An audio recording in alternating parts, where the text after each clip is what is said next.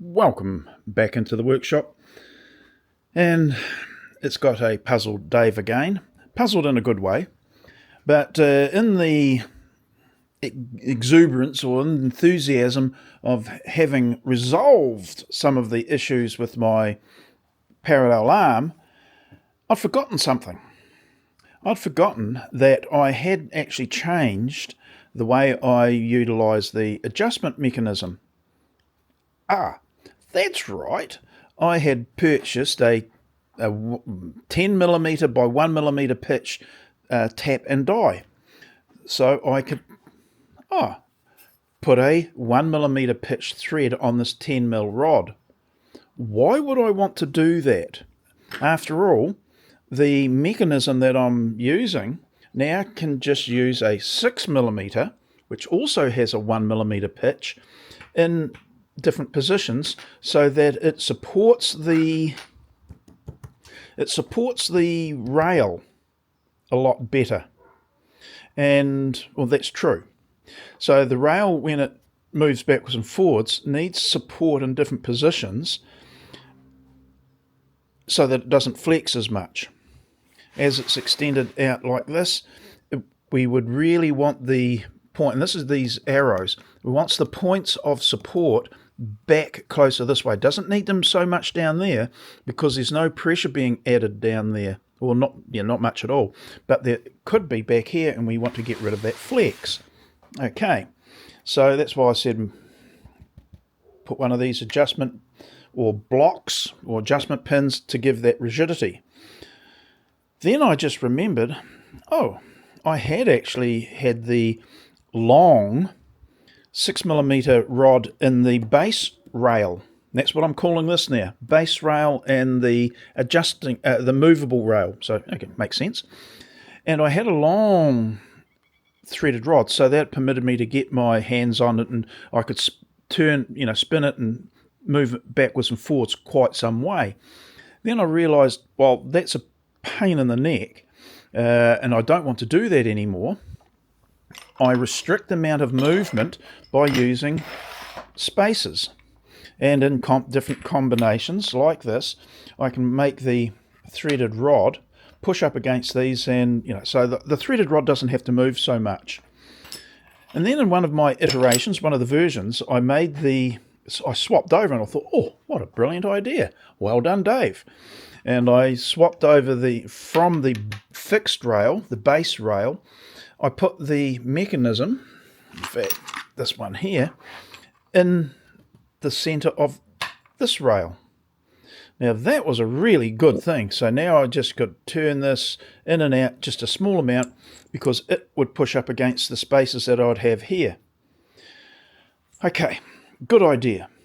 But when we close it up like this, of course this has gone further down here, and it allows the arms to flex a lot because the pivot, it becomes a pivot further away down there, away from this arm, and it can flex a bit. Not much, but a bit.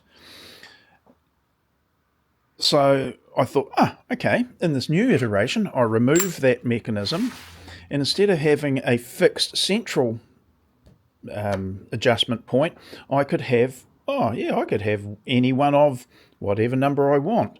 So I thought, well, I'll put one there, and one there.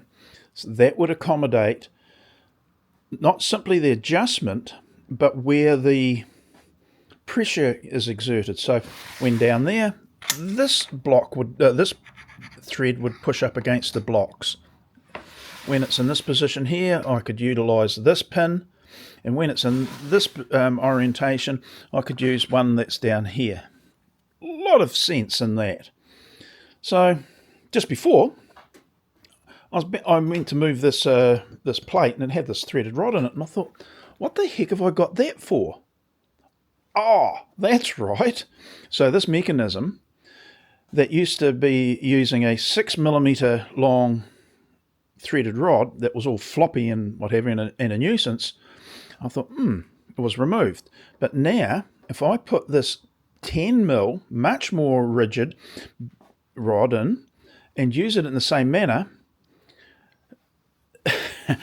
in its compressed, in this extreme position, it is right where I need it, right back by this pivot arm, so it can't move. If it's out here, well, it's in the middle, and when it's down here, it's back by this arm.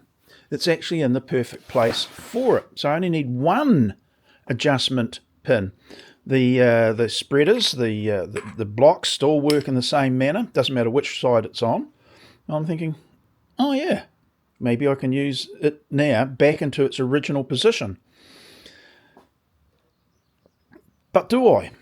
I'll need to use one of these plates. That was the idea of getting that, and I cut a little section of this off and I fix it to the rail. That gives me my adjustment with a much more rigid bolt rather than a flimsy threaded rod. It's just heavier.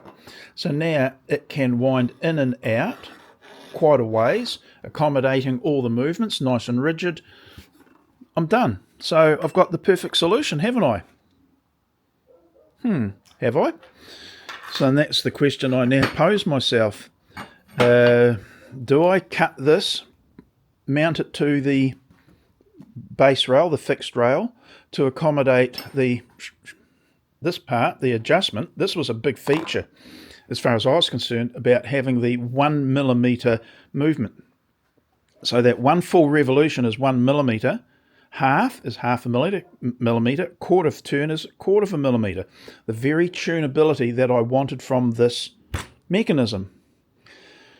Now my dilemma is, do I drill a fairly sizable hole through this, which I'm now contemplating it might not be such an advantage.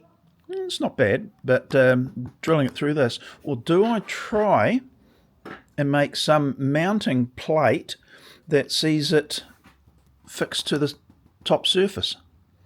And I'm kind of wanting to have a look at that. Don't know whether that's a good idea, don't know whether it will be any advantage or disadvantage, but now this would push up against the spreaders in the same manner.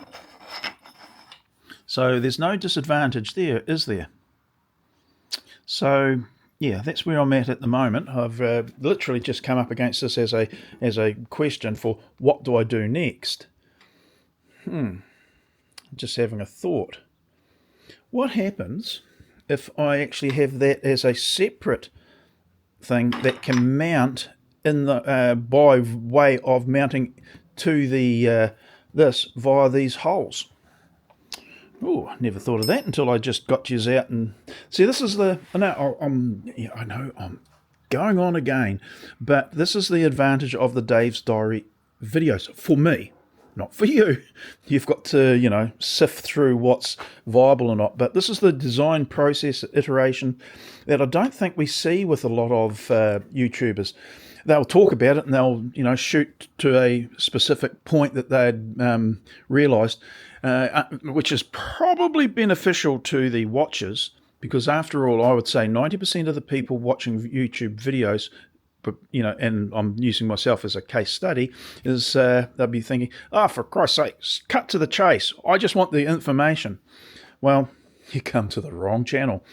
You get everything of what not everything, because I delete a lot of videos, but I make the videos in one take, no editing, so you get to see the clumsiness of my thinking or the brilliance of the revelations. And the revelations come, sorry for the exaggeration, but the revelations do come when I'm speaking it out loud. And I think, rather than be caught out in the workshop talking to yourself, it's better to be holding a camera so you can pretend you're not doing that. But what I just said, speaking it out loud, you manifest the information by talking. Okay, so let me just get a block to act as my, I've got some links here. Let's just say I've got a something like that. I pop my pin in there and in there, and this is mounted in this block. You know, it's going to be on down lower, so it's down there. Now I can put that, better point the camera, I can now have that pushing up against these blocks, and I can move it anywhere without adulterating this. It also means I can take it off and use it on other blocks. One mechanism, attachable, detachable, for different purposes. It may well be that I want to have it in a slightly different position. Maybe it's in the way there. Man, I'm starting to like this. How can I then make it adjustable here? Or do I even have it for here? Because in this position, there it's going to get in the way. And here, I could mount it. And back here, it's in the way again. So the question is, do I mount it in the same way out here? Or do I just simply have the 6mm one in there that will occasionally get used for this sort of adjustment? Good question. I'm going to have to give that some thought. Of course I do. Okay, so yeah, I like that. I'm going to chase that idea down. The beauty is too, I can trial it, and if it doesn't work, that gets thrown in the bin and doesn't affect this. If I try it in here in the base rail, the fixed rail, and I make a bit of a boo-boo, polite, if I make a right real cock up of it, it's not, I don't have to start again. It's separate. Oh, I like that idea. In fact, that idea I think might start to prove to be, yeah, I like that. Okay, oh, you've given me some food for thought now. I'm going to go away, try all that. Oh, that's nice and flush. Cut a piece off of this, get it nice and close to where it needs to be. Done. Oh, that's good. And it also, what it does do is gets the pin up off the ground, off the surfaces a bit to get my big old hands in there. In fact, I could probably put a knob on the end. Ah, yes, it's always good having a knob on the end. It's no good when the knob falls off the end. Yeah, okay. Dad jokes. Right. Okay, I'm going away, and I'm going to cut a bit of that off, put it on there, and see how we go. Well done. Thank you for helping me out yet again. Okay, we'll see you later. Bye now.